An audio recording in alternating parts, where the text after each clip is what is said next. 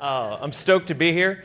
Usually at academic conferences, there are about 6 people in the audience, and you've known them all for years because you're all doing the same kind of research.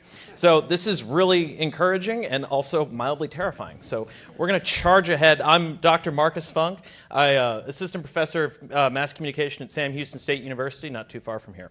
And we live in a curious time in media history, as you all know too well, because last year, faith in mainstream media plummeted to its lowest recorded point in modern history. By a variety of data from Pew and Gallup, credibility and faith and trust in traditional news is in the toilet. And this contributed, dare I say it, bigly to the election of President Trump.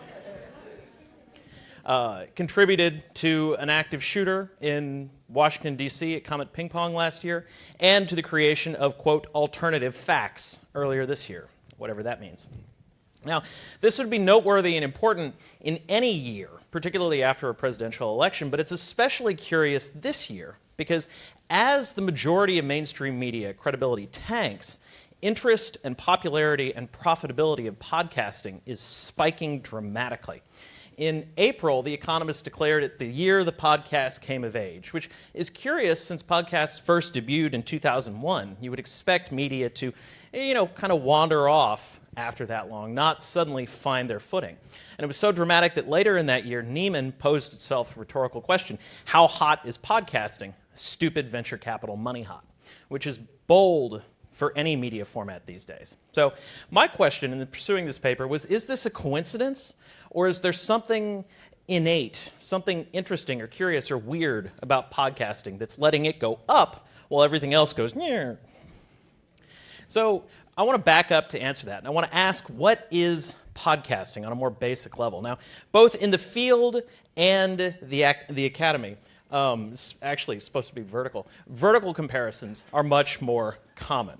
What we'll find is, how is new radio different than old radio? And there are some key distinctions there. We know, for one thing, that time shifting is very easy to manage in podcasting. And podcasts are succeeding for many of the same reasons that Netflix and Hulu are succeeding. But 2, fewer gatekeepers, fewer barriers to entry, lower costs to entry, and a variety of reasons why you can, right now, you can go home and you can start a podcast. You probably can't go home and start your own conventional radio station. And so that's all true, and that scholarship is worthwhile, but at the same time, there are limitations to those ceaseless vertical contrasts. It doesn't really answer what is radio. It just tells us how new radio is different than old radio. So I made a better comparison, or what I perceived might be a better comparison, to old school traditional community journalism. These hyperlocal rural and suburban papers that have a real clear fundamental connection between readers and producers, where there's a clear connection between the community, what the paper reports as community news, and what the community wants and hopes to, imagines as their own community. And big part of that is the accessible nature of community journalism. Everyone in town knows who is writing the community newspaper. Everyone knows how to contact them. And as many of y'all can attest, I certainly can from personal experience, if somebody walks in to the Elgin Courier or the Tell Tribune and says, hey, I have a problem with the story you wrote, you drop everything and you go deal with it. If you're at, say, the New York Times or the Houston Chronicle, maybe not so much. There's a bigger gap there, a bigger distance, the bigger the medium. Accessibility and personal affiliation between the reporters and the community and the product are absolutely key. So my methodology for this paper, I looked at 12 podcasts over most of last year, the year that podcasts, quote, came of age. And I tried to keep it fairly broad and fairly diverse.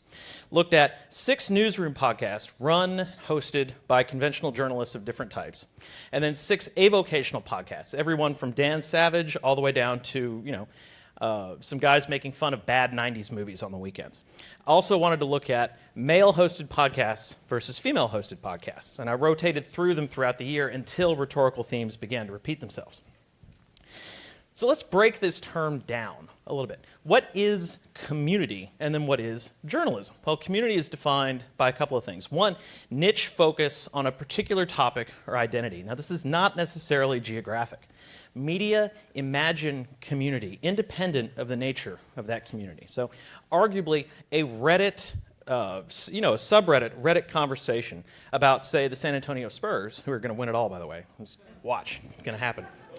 But that fundamentally is not a structurally or functionally different community than the Elgin Courier, a little out of town, imagining what is and is not Elgin. The fact that one is a digital community, one is a terrestrial community, doesn't change the community nature, and certainly doesn't change the role that the media play in shaping and designing that community. Another one, what I coined external community. How much conversation between podcast hosts and guests and listeners is there? How much community is there between the podcasters and the people listening to the podcast? So how often are emails or tweets read on the air? How often are social media conversations cited? That sort of thing. Conversely, we have internal community, which is community within the podcast. So frank, congenial conversation between the hosts, personal disclosures, personal sidebars. How often are they people versus how often are they professional stand-up hosts? Well, going through here, newsroom podcasts, fantastic focus on a niche. The podcast was about what the podcast was about. Ditto avocational podcasts. This we expect. External community, newsroom, how do we think we did? Not great. Not great. Avocational podcasters did a better job, but still not what I would consider a passing grade. So feedback, tweets, that sort of thing, were not really given the priority that I felt like they should be. They weren't necessarily ignored, but they also were a lackluster priority at best. Typically, emails and feedback were saved to the tail end of the podcast, if at all. And usually there were, in very many podcast guests, where people would call in, that sort of thing. But at the same time, typically those were curated guests. They were people that were invited by the podcast hosts, by the journalists. And so it's hard to consider them average listeners. They've got some celebrity or notoriety of some sort. Internal community, a little better, but still not a ton. What did happen in newsroom environments quite a bit was a candid personal discussion. Tone communicates a great deal. Cadence is incredibly evocative in a lot of ways. So there was never any effort to sound robotic or sound stilted. They would say what they were going to say as they were going to say it. The difference was what they were going to say. There was this sense that the journalists had to be professional journalists and not have any personal opinions of any kind whatsoever until they were giving a sidebar about high school or about how they're workaholics or how they thought it was pronounced Kanye West instead of Kanye.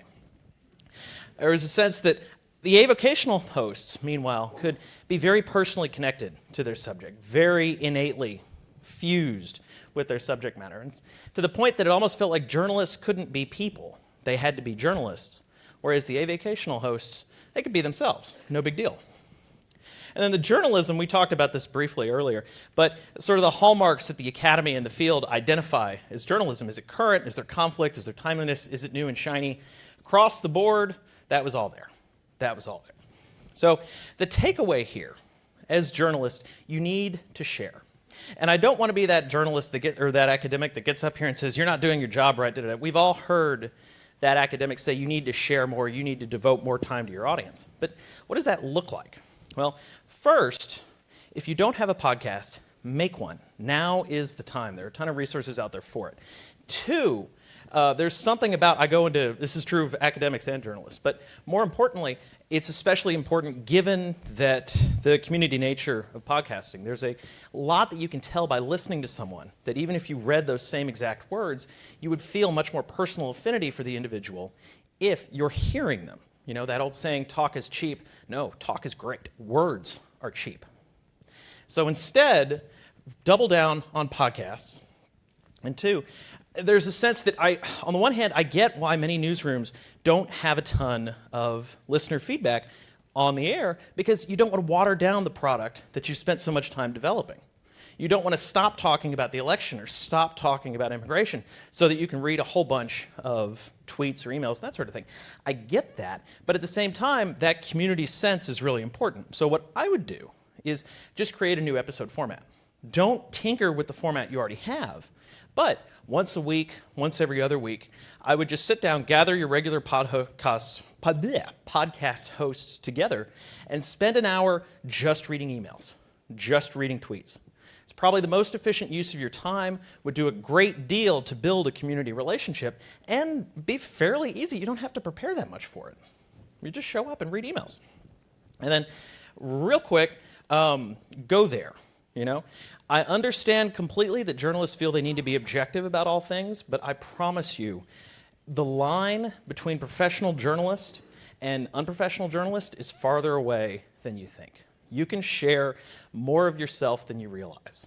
And you can go into more feedback, more personal ideas, more perspective than you think. And even if you think, okay, well, this egghead from Sam, he doesn't know what he's talking about. Okay, that I get.